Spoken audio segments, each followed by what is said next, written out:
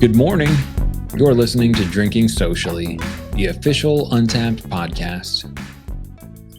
Your weekly look into what's happening in the Untapped community and the world of beer.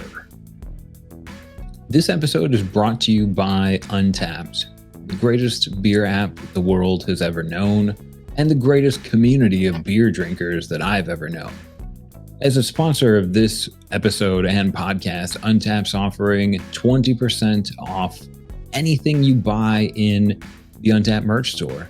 So that's hats, t-shirts, maybe even one-day reading glasses like Harrison and I wear sometimes just to see the screens.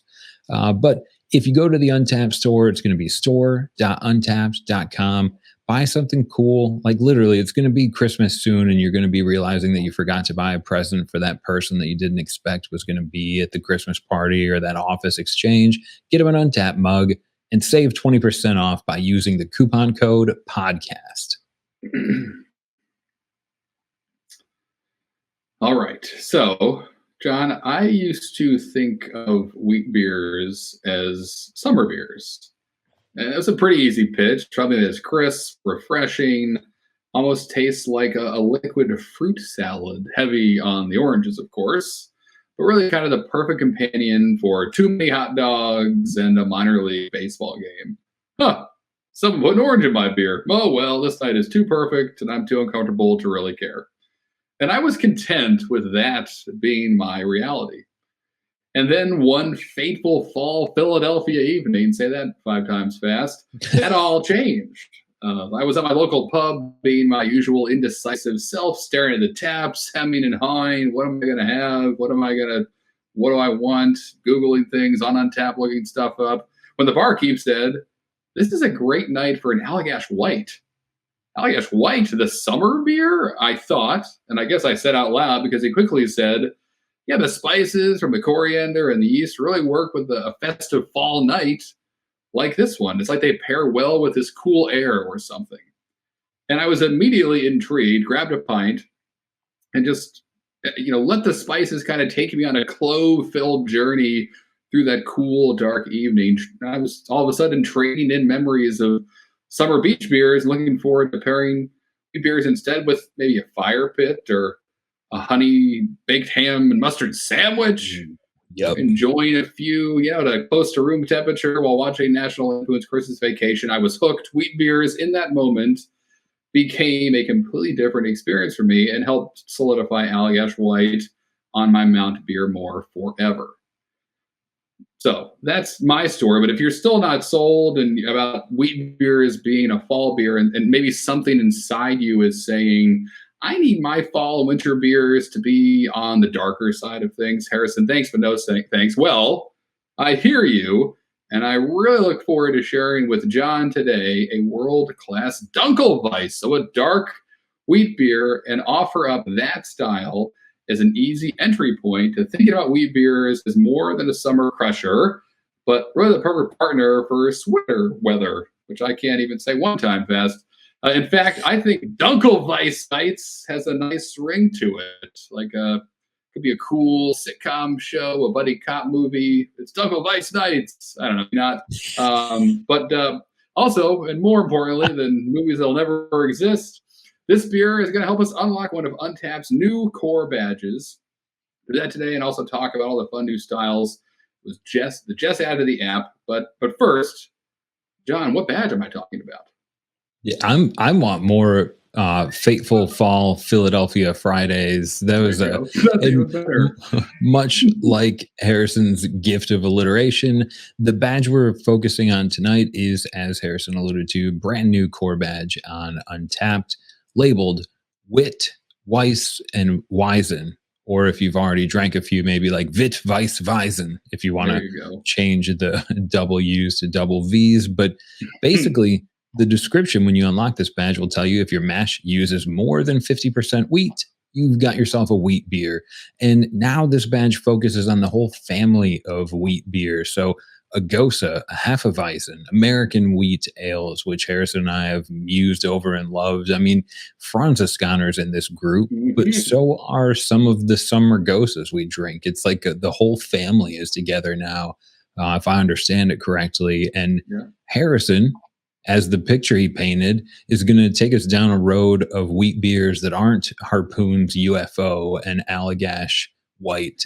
It's I don't, it is the winterier wheat beer. I don't want to say No, that. I like Dunkelweiss Nights. What are we drinking today? that's right. So we're going to have a classic, and almost as old school as you can get. Dunkelweiss this evening. We're going to have Andexter's Weiss beer. They're Dunkelweiss, excuse me. So obviously, dark beer, Dunkelweiss, dark wheat beer. And it comes from us from Kloster Brewery Andex. So they are in the Bavarian Mountains outside of Munich. Amazing. We'll talk more about this monastic brewery in a bit, but it is a wheat beer, Dunkelweizen, 5%, 15 IBUs, carries a 3.7 on Untappd with about out of 5 with about 20,000 check-ins. And from the brewery themselves, as they describe this beer, the aromatic character of this dark wheat beer is maintained by selecting the best wheat barley from Bavaria malt houses and aroma hops from Hallertau. It appeals to the eye with its pronounced typical chestnut color, yeast turbidity. It's finely structured. It's topped with a very creamy and finely porous head.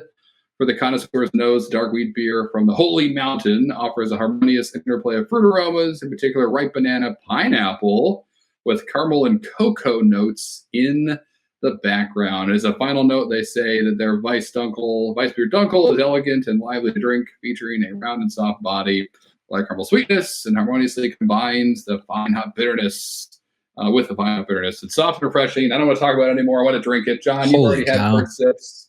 I know what's happening. What's going on over there? We're traveling Yes. back 550 years. What's going down? They got it right 550 years ago, and they're continuing to do that. This is so the note when I heard you say like ripe banana, pineapple, and caramel, I thought of like a delicious, I don't know, like Christmas pizza treat. I don't know where I'm going with that, but Ooh. banana and wheat beers.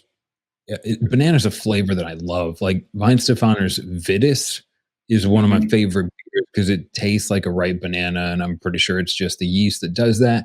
This beer takes that banana and like dredges it in dark sugar and then blow torches it, and it just comes across like it tastes like winter banana bread. I mean, I'm gonna shut up. I'm going back for another review. Harrison, have you gotten a chance to? And as I wait for you to pour it out, so you're not rushing to chug this from the bottle, the head on here was also yeah. Bam!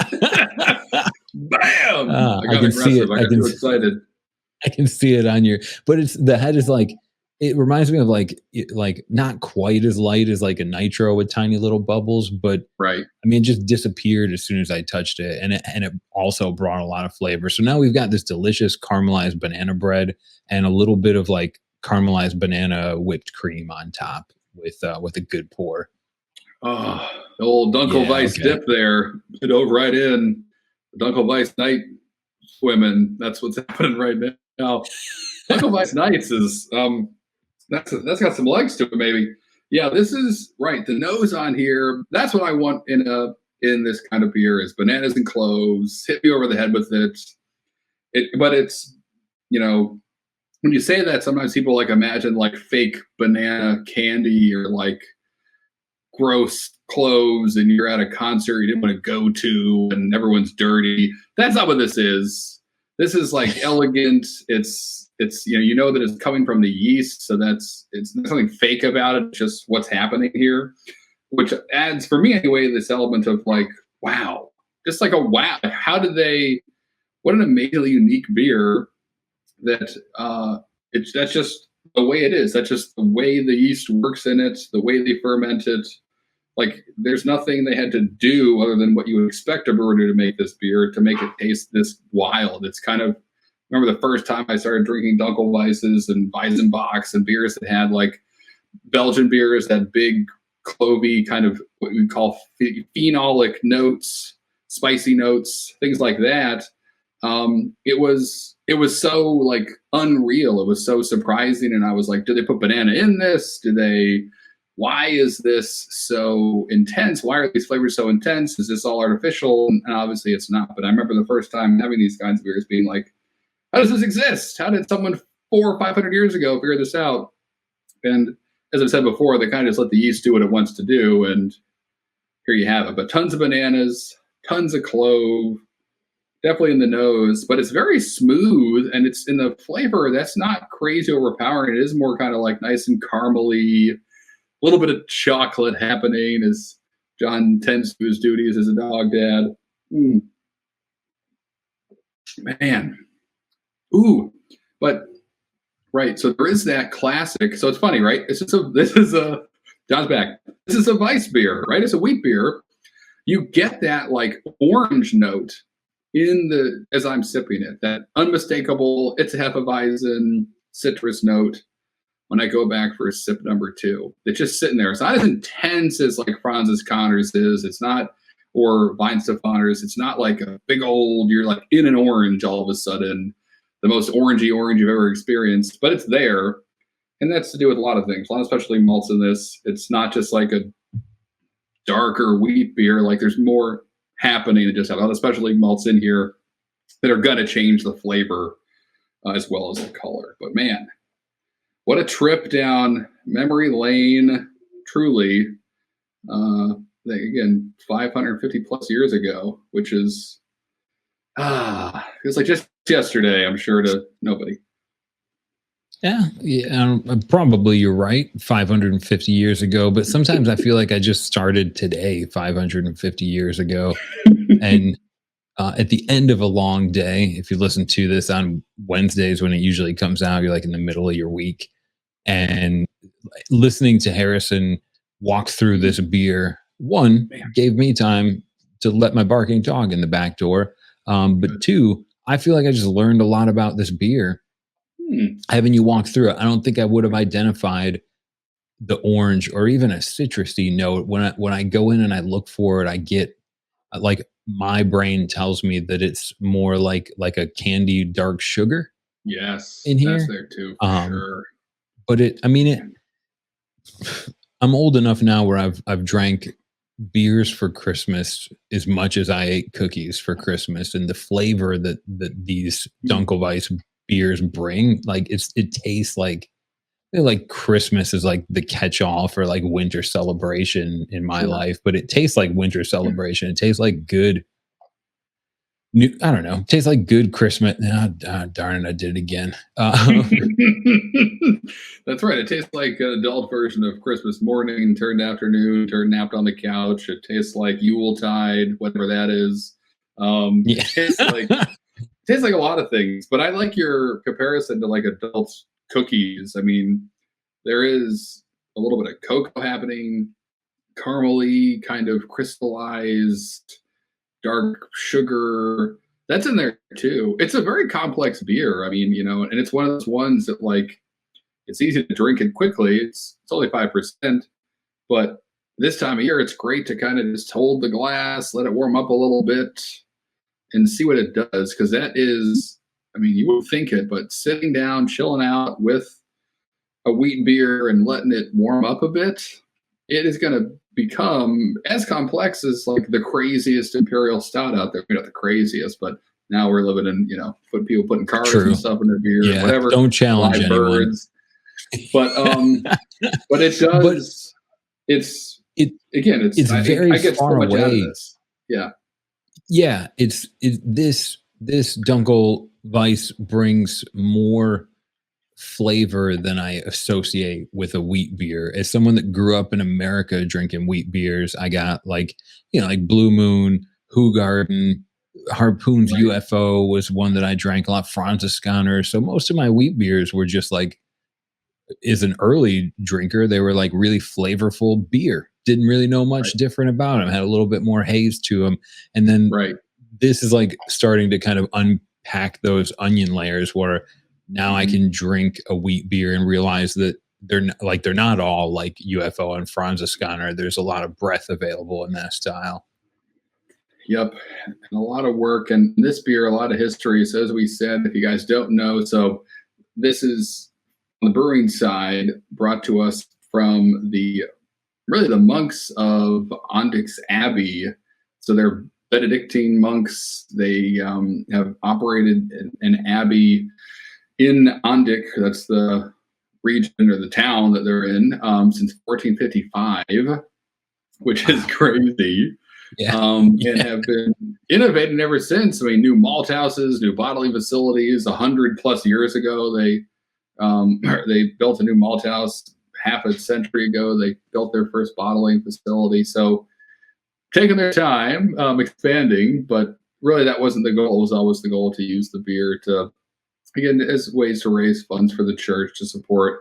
A lot of the work they do is with the homeless in Munich, Germany, which is pretty cool now. So a lot of the proceeds of the beers they make go to help great causes, as is really required from monastic breweries. It's what they want to do. It's not even a requirement. It's probably the wrong way of saying it, but it's part of their duty, and they're using beer to make the world better, which is it's always really cool. But just it's amazing history that, if you want to take some time and jump into Ondix's website, you can do that. It's just Ondix, so ANDECHS.de. Huge history section, just like Orval's site, which is just as steeped in history, if not more. But if you want to nerd out, tons of cool stuff there. We'll drop a link in the show notes to it, so you can take an afternoon, drink some wheat beers, and just kind of follow these monks who basically traveled all over Europe and decided this is where we're going to be at the holy mountain, they call it, where the abbey's at the top and the brewery's been all over that mountain since it started, and the malt house, different places and things. So really cool history to it. But just wild that, again, we get to 500+ years later be drinking that beer. Yeah, they started this before there were iPhones. Yeah, it's a little bit. I guess before. Really, or radios for that. Right. I haven't researched it, but I think that's before the Pony Express too. Very much. Before there was even a place known, before there was even a place known as America, it was something else. It was the end of the world for a lot of people, unless you lived there as a Native American. Yeah. And then it was just where you lived. Yeah. But to Europe, it was just sea monsters and who knows in 1455 out there. Although, let's not get down rabbit holes, but maybe not. The Vikings knew. Pre-Columbian trade routes. That's a different podcast. John and I go deep into the conspiracy theories of that their dinosaurs still exist on small islands across the coast of Peru. No, just kidding, but maybe not. But Google Earth blurs out a lot of things. Why are they doing it? What's there? We'll never know. Somebody knows. But anyway, back to the Dunkelweiss is working. Dunkelweiss nights, no rules. Dunkelweiss nights. Dunkelweiss nights, the future of bachelor parties for Dunkelweiss nights for the married. All right. Like a safe. They probably have a cool T-shirt. What are you doing? Well, I'm going over to Harrison's for Dunkelweiss night. We're gonna, wear our Imagine T-shirts. We're gonna drink some dark wheat beers and probably play dice or checkers or something halfway. Dungeons and Dragons, rewrite the history of the world, all kinds of things. Dunkelweiss nights is whatever you want it to be. Just no rules unless you want some. So you can have rules if you want. That's not necessarily a subset of the year of the lager. Slightly different because of Dunkelweiss, but you could drink like a Munich Dunkel or a Dunkel that was brewed with lager yeast, and you could still manage to just make that like an annual highlight in the year of the lager as well. We'll probably have to get one of those beers on here eventually. Smart. I agree. I have one in mind. For now, Dunkelweiss nights. We're living large right now, killing it with this beer. Man, I wish I had more of it. I'm going to slow down. It's working. Yeah, it's a big enough bottle where it's probably already halfway gone for you over there, Harrison. So Dunkelweiss, as you can probably tell, has had its effects on Harrison and I as we go through the history of this brewery mixed with dinosaurs on remote blurred out islands that probably don't exist. One thing that does exist is this brand new badge. Like, It hasn't. It's not even a month old yet.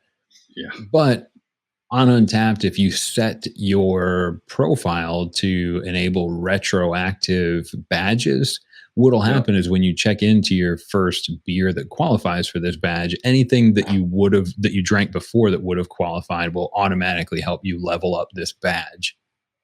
So Yep. Harrison and I will talk about where we are later, but where we are as a community, this badge at the time of recording is like 6 days old, maybe, and it's already been unlocked by 12,000 different people. So Yep.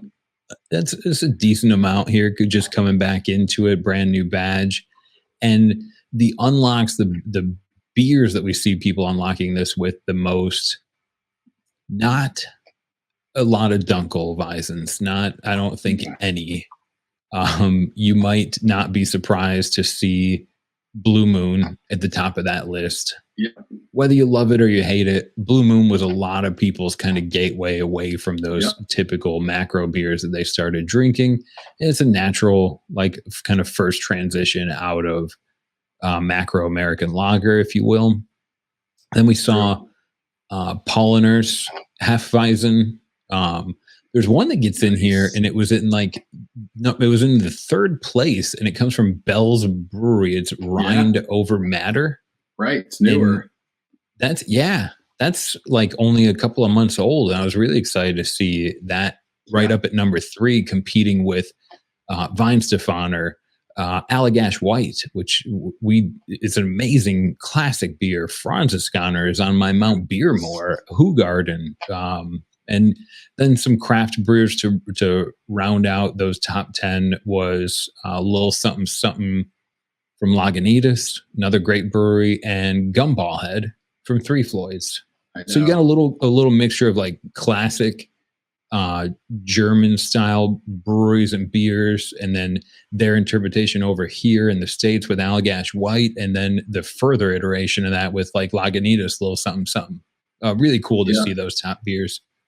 I know. I love the way it all breaks out. And then, yeah, I mean, Gumball Head was one of the like early pioneers in from Three Floyds, and like, let's put some more hops in this wheat beer and see what happens. And that was one of those kind of buzzy beers that people were like, have you gotten this? Have you got Alpha King from Three Floyds? Have you had Gumball Head? Have you, Zombie Dust. so Zombie Dust, of course. So many classics come to mind, but that was one that I remember the first time having Gumblehead and being like, this is very different.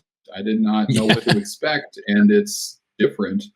And now it's, again, how the pale wheat IPAs are now called something different.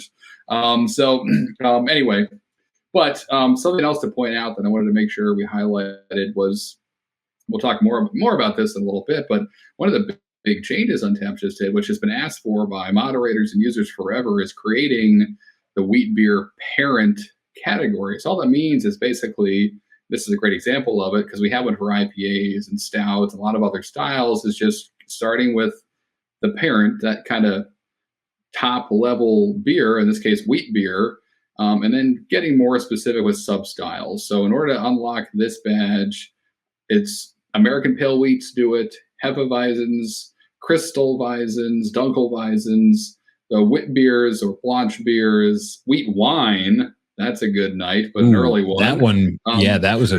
Ooh, I remember that. The one of those I've had as soon as yeah, you said exactly. it. Man, we used to make one that was just dangerous. A Hefeweizen light, a wheat beer other, and then Hopfen Weiss, so a hoppier wheat beer. So those are the ones you have to check in to get this, because again, it's all about unlocking beers in the parent wheat beer category, all the sub styles there. So a lot to choose from, obviously, but cool as heck that it's only like a couple days old, basically, and already Yeah. thousands of people unlocking them. Retroactive badges help a lot there. So, John, how are you doing on this badge? Let's take a look at our own progress. Yep. So, in preparation for this episode, I drank Hefeweiss beer Dunkel from Mm-hmm. Weizenstephaner. The more of these beers you drink, the more you try and maybe sound like your German Right. is better than it is. But So I drank that, activated retroactive badges, started off at level 10. Sometimes I wish I didn't do that because I feel like I miss out on the chance to level it up, but also level 10. Right. I've still got a lot of work to do here. Right. True. Yeah, when I went back and scrolled through in this badge, the first one that helped me earn it was from a small brewery called Local Option out in Chicago. There's a beer called Blood of the Kings. And I didn't remember having that being in Chicago, checking it in. It was back in March 2015. So thanks, Untapped, for helping me remember my first wheat beer check in. That's awesome.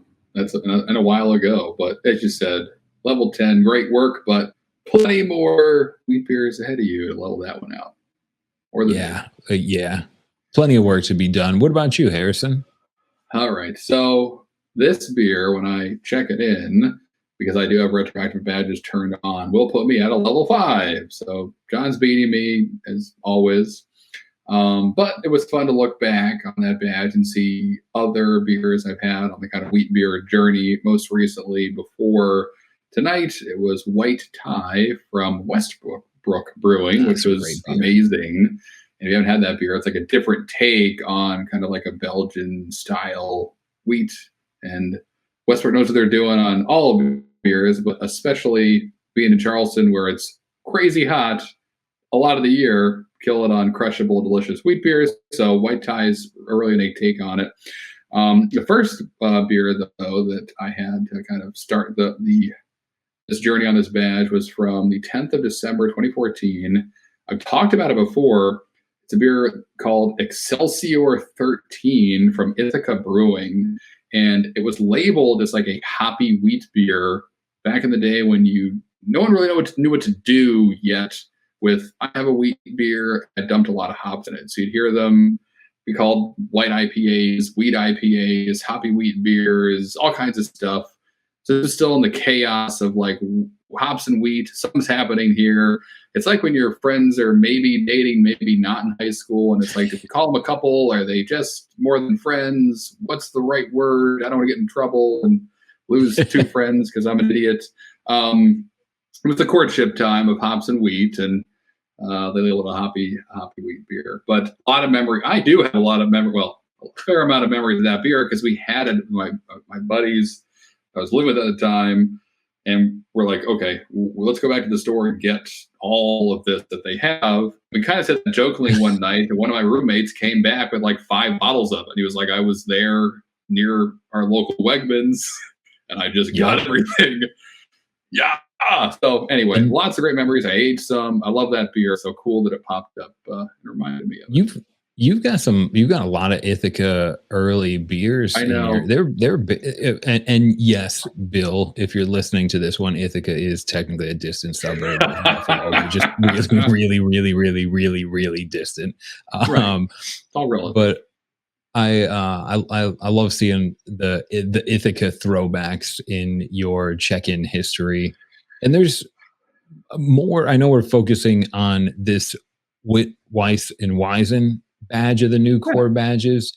The Untapped did a little bit more work than that too. I know, Harrison, you were talking about some extra badges that people be able to earn as well. Do you got a quick rundown? I do, yeah. So if you didn't see all over our social media, we did release some new core badges. So this, the Wit, Weiss, and Weizen one, or, again, how many V's is up to you and how many beers you've had. But one we're enjoying tonight.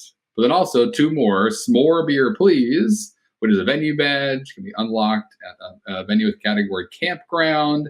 And then Breakfast of Champions, you just check out a beer at a breakfast venue. So more core badges. They're out there. Get your pancakes and your stouts ready or whatever. Grab some Breakfast of Champions. And if you're sleeping outside, having some beers outside one night, maybe get lucky and check into a campground and order some more beer, please. Or you just go camping, which true. A lot of people do. You should. You should go camping at least once a day. Or once a year. Right. But that'd be breakfast venue's a challenge. We're just talking about like an old molasses jar and an IHOP turning into a weird southern mead. But man, that's a challenge that I'm excited to unlock. Yeah. Denny's Lager, maybe, but Sure, it could eh, happen, and I mean, I think it actually did. But and it wasn't just new core badges we added. Something that we got a lot of questions about, and a lot of you guys reached out. So thanks for doing that because they wanted to know more. I think about the same time we released these new core badges, we also updated the untapped styles and style guidelines, added some new styles, merged some styles, which used to happen on, I think, an annual basis pretty much, with the moderators getting together and kind of observing the craft beer landscape and deciding, all right, what's changed? What do we need to do to adapt to the ever growing world of craft beer? And it's been a little bit since we've done that. So we've sat down and revisited the styles that are here and the styles that probably should be here. And so that's happened now again. It was a really cool process that the moderators went through. And now it sounds like this is going to happen about every 6 months or so. You should be seeing many more updates on the style side of things, which is really exciting because, again, for a while it was a little kind of ad hoc. There was a ton of cleanup that was done this time around.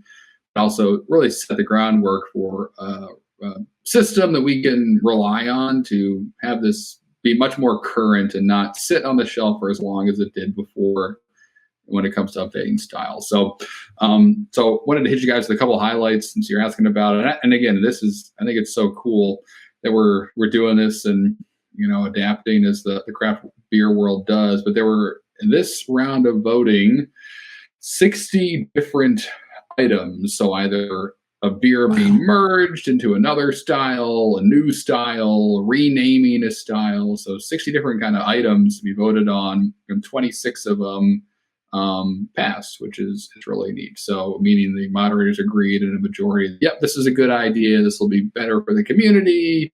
Well, let's do it. And a bunch of highlights we want to jump through.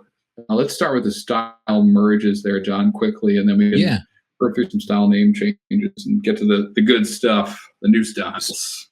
So some things got renamed, some things got built anew, but two things got kind of merged. If you've seen before, like Lager Euro Dark or Lager Euro Pale, those Euro qualifiers just got merged now, where it's just Lager Dark or Lager Pale, which will help kind of unify if you're drinking a dark lager. The Euro thing's not really something that's differentiated anymore. They're just all in the same category. Yeah.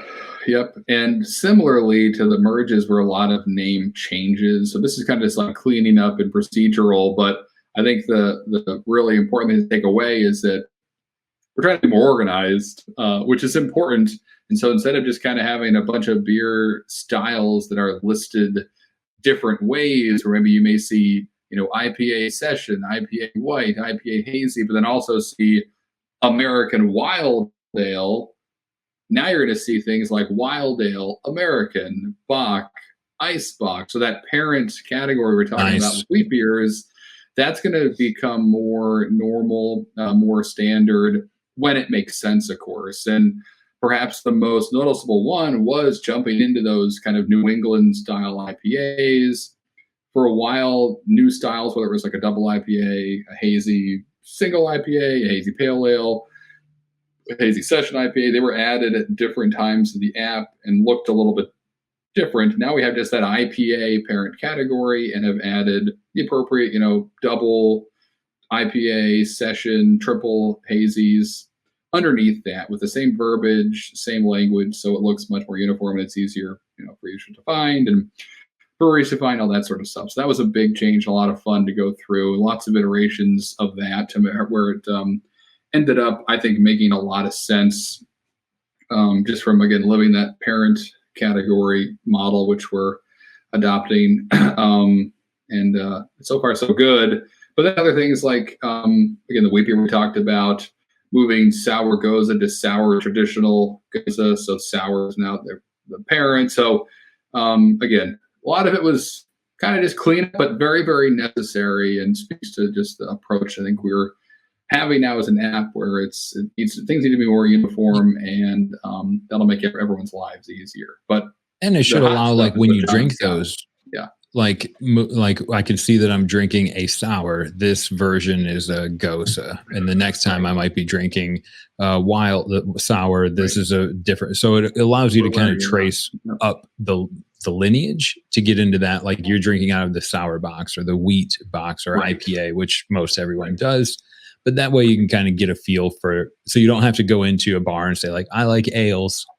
Right. You can further quantify that a little bit easier now. Yeah, exactly right. It definitely helps with discovering new styles and things like that as a beer drinker. And speaking of new styles, I'll let John Ooh, start with this, but there were a ton. We had 12 new styles of beer to untap. Some of them are like, I can't believe this isn't in here.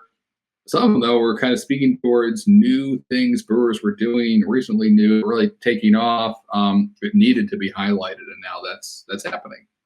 yeah, some of these I got really excited about to see that they've got their own style.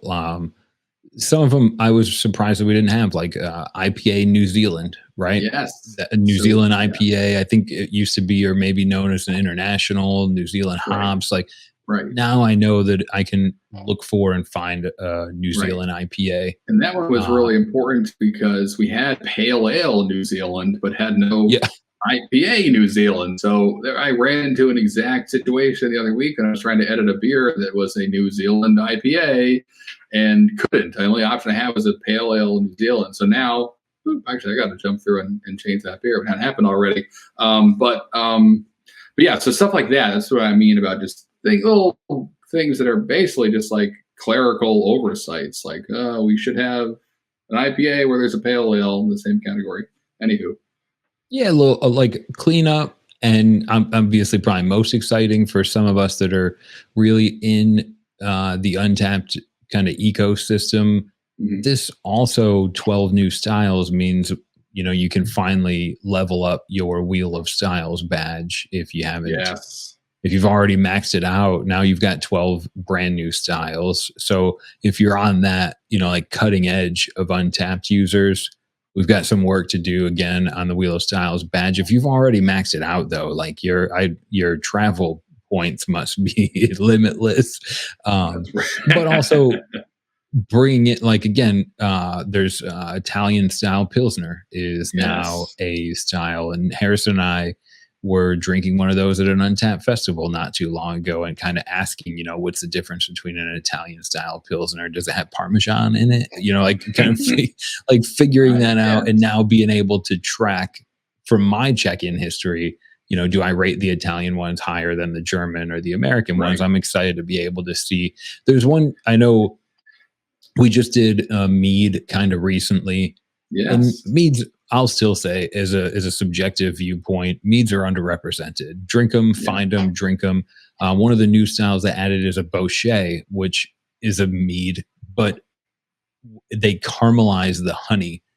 So when Harrison and I were talking about New Wave from Bee Nectar, I asked him, is the honey kind of tantamount to like malt in a beer? right. And Harrison explained it a lot. And then when I saw this Bochet being added, now I want to find one because it sounds like it would be like the stout version of a mead. And that was really exciting. Now I have to try and find one.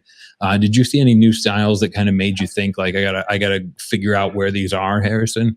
Yeah, so a really cool trend that it's not crazy yet, but it's happening. I'm seeing it more and more at certain breweries is using koji as a way of souring beers or a different way of fermenting. And this is out of the Japanese tradition of a koji is just cooked rice or soya beans that have been inoculated with a certain fermentation culture, like basically a wild bacteria, but you could use that to your beer and ferment your beer with that and with yeast or that alone instead of yeast. So we're recognizing that beer now as the Koji or Ginjo beer inside Untapped as an official style, which is cool. And again, it's not everywhere, but when I was reading about it and learning more, it feels like the important sour beers have become and how cool this sounds, a different approach, a different new wild yeast we could use in the brewery. It's probably only a matter of time before this becomes even more popular. So that one got me excited. And then the one that made me think of you right away was the sour smoothie pastry, because I've watched you get your mind blown a couple times on some smoothie sours and multiple festivals, and this must have, I don't know, made you a little bit excited about. I see an opportunity to have an excuse to drink these more to work towards the wheel style badge, or at the Yeah, I'm very gonna have least. to try. I basically I don't want to like discount any other breweries that are making these, but when I saw that, I was like, oh great, every smooge beer is gonna is gonna try and migrate into that That's it. category now. But certainly a fan of thick, sweet sours. I mean, if you're not, what are you doing with What are your you doing? life? What are Just you doing? enjoy them. And the one style that I'm excited to see what happens with was corn beer, but then Yeah, on Untapped just labeled as corn beer Chicha de Jora, which is a Peruvian specialty. If they right. brew it with yellow corn, it's alcoholic. If they brew it with blue or purple corn, it's non-alcoholic. And if you're walking around in Peru, the way you can find this beer is there's like sticks hanging out of the store, and they have blue and orange like plastic bags outside, and just be people just yelling like chicha chicha chicha, and you get to drink this amazing corn beer that I thought was just a Peruvian street beer. I did Right. not. I'm excited to see this make its kind of commercial debut. I'm going to be looking for them on Untapped. I want to try and find one. It was like it tasted hearty, right? I'd Mm, love to get an opportunity to get some American brewers' take on this unique style. I know. I know Dogfish Head went after that hard a couple of years ago. They made a chicha beer, and they on the TV show they used to have, and everyone freaked out about it. It's kind of a wild process how you make it. But yeah, I agree. I mean, it's but exciting that a lot of the new beers, it wasn't just 9 new IPAs. It's so Yeah, much variety, and again, glad that we're on this. So, as John said, there's now 224 different styles on Untapped's style list. Level 44 is now the max your wheel style badge. So, good luck continuing that journey if you haven't since these have been added. But yeah, again, cool stuff, and you should expect a lot more attention to styles being taken by us over here at Untapped much more frequently, which I'm excited about because again, I don't need an excuse to drink some beer, but it's nice when Untapped gives me one. yeah. And if you were going to look for some new beers, one of my favorite ways to find them is to pull up Untapped and just search for them and see if they're That works. available near me. I was camping recently, and I'll tell you what, it didn't work. There were none of it. That's just how you know you're camping well, if you're Right. not close enough to a verified venue to find a beer. But what about you, Harrison? What sort of verified venue would you want to go peruse or feature this week on the cast for their beer Yes. selection? Let's do it. So I wanted to highlight Fest Biergarten in Midlothian, Virginia. So I actually found this by doing something similar to what John was saying. It's really how I found most verified venues that I like to highlight is by jumping on the beer page of the beer we're enjoying and seeing who's got it. And so Fest Beer Garden, it also has this beer. So if you're near Fest Beer Garden, near Midlothian, sweet, you're close to grabbing this beer and level it up your drinking socially badge. But beyond that, Best Beer Garden's pretty sweet. They kind of build themselves as a local restaurant, dog friendly, tons of sausages, tons of sandwiches. Their burgers looked amazing, but lots of German inspired food.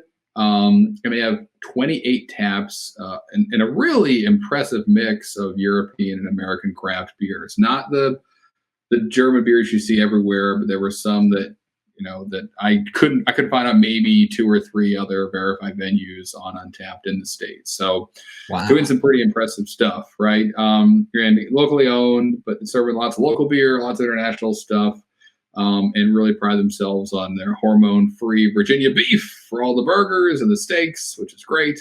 But again, going local when it makes sense, but then also not shying away from these amazing German beers. So I do love a spot that finds that happy middle ground and knows how to deliver some sausages, and these guys do that in spades. So you saw some other things, John, didn't you, about the Fest Beer Garden that were notable? Yeah, always at this point in the podcast, I've drank enough of whatever beer we're drinking to have the hunger thing start happening. And Mm, so when I was looking at Fest Beer Garden, as Harrison pointed out, 28 beers on tap, some beers in package that you can't even really find anywhere else easily. yeah. But also food. And what I like about them is they kind of do it where you can also just take it home. So, you could Yeah. go there and have a pint, pick up basically a to go box of okay, so to explain it, they did an Oktoberfest kit Yeah. for like a family Amazing. of four or just me and Harrison. And you could pick it up and it was, I don't remember what it was priced at, but it was like cheaper than going grocery shopping. And what you would come home Yeah. with is two growlers full of Oktoberfest or lager or Hefeweizen, like growlers that they would fill for you right there. And they do this cool thing where they have a growler cooling bag. Hmm. So, like picking up meat and forgetting that you got your one-time use plastic, meat cooling bag in your wife's trunk or something that you always forget. These Yep. guys hook it up so the growlers stay cold the whole time you're going home. But then pretzels, bratwurst, knockwurst, sauerkraut, potato salad, mustard, and they also pay homage to the beer. So you're getting Polliner mugs and like it was like bringing Oktoberfest home. And I thought that was really cool. They do this, it seems like pretty frequently. They Yeah. have like a schnitzel kit you can take home. You can get the worst platter, or even as Ooh, Harrison said, you could grab four burgers and cheese and pickles and everything you need for like $10 a person, bring it home, do dinner the easy way. If we were there, Harrison, I won't ask you what beer you would get because that's mm, 28 on tap and that's going to take a while to sort through. yeah. But what would you bring home to cook for us? Well, as people cooler than me have said before, worst is the best. I'm the worst platter all day. I mean, that it sounds amazing. Bratwurst, kielbasa, served in a bed of sauerkraut. You get a bunch of German potato salad, a bunch of two huge Bavarian pretzels, beer cheese. I would just get that for myself and kind of eat it throughout the week if I was a single man. But I have a family, so they'll eat it and we'll eat it tonight. But I mean, that one, yeah, that hit a special button in my brain that said maybe I'm traveling to Virginia tonight. And then I remembered, oh, I have a podcast to do. So, Smart. but that Thanks. one, yeah, that was amazing. What about you, John? Was anything jumping off to on the page to you saying that's on my list? I mean, when you told me about the way they source their beef, I love cheeseburgers. But like the older I get, the more I love German food. I don't. Mm, I used to think of it as like German foods, like sausage and potato salad is nothing too exciting about it. But the older I get, and then I drink a yeah. couple of beers, and then I realize like German food is exceptional. The schnitzel is probably one that I would bring home Mm, because it's fun to say and fun it to is. eat. Mhm. Um, but also maybe I would just hang out and drink a bunch of beers because, like you said, there's a lot of cool German stuff that I probably couldn't find. So maybe I would just turn it into a night of liquid live. Anyways, speaking of things that are great, Dunkelweiss night. Dunkelweiss. Dunkelweiss night in Midlothian, Virginia. What was your greatest or best beer of the week, Harrison? Yes. I had a cool one. It's been a hot minute since I've enjoyed an alt beer, and I found one that was great at our local spot, one of our local spots, New Anthem beer project called Blank Space. And if you haven't had an alt beer before, they're kind of like a lighter brown ale. Sometimes they're a little like spicy, and this one was kind of like a spicy, slight bready note, but it was perfect for a cool evening, being just like a almost like just like a lighter brown ale. But it made me really happy that it just exactly was what I expected it to be. Could have had a lot more of them, but I stopped at one, like a mature professional. But John, what about you? What was your best beer of the week? What's standing out? What's getting you excited? For me, the beer that I thought of was when I was unlocking this badge right after it came out. I Yeah, drank Weinstefaner's Dunkel, Hefeweiss beer Dunkel from there we go. Weinstefaner, the Got it. oldest brewery in the world that's still functioning. And it Yep. was such a great primer for this night of recording. Their dunkel was like dark wheat banana bread, Ooh. 100% not a style that gets enough love. So hopefully, listening through Harrison and I talk about the wheat beer parent badge, the new untapped core badge, and the fact that Yeah. not all wheat beers are the ones you converted like Blue Moon, but there's a lot of winter spice deliciousness to be had in the wheat family. Get out there, give it a shot. There's honestly, there's a whole bunch of badges, 244 different styles on Untapped. So remember, if you're a mature professional like Harrison, it's not Mhm. technically a race unless No. you are like me and Harrison and you challenge each other sometimes, but more like a journey in which every single step or beer you consume is its own victory. So hopefully you've got to enjoy one with us today. Make sure you follow Untapped on Twitter, Instagram. Check out podcast.untapped.com or follow Untapped on YouTube. They're doing a lot of cool stuff on there, more than just this podcast now, too. What do you got coming up next week, Harrison? Next week, it's time to celebrate. As a wink and a nod. Here we're not on. Finally, if you know, you know. One of my all-time favorite seasonals will be making an appearance on next week's show. Until then, cheers. Cheers! I've got a little bit left. Doing okay. And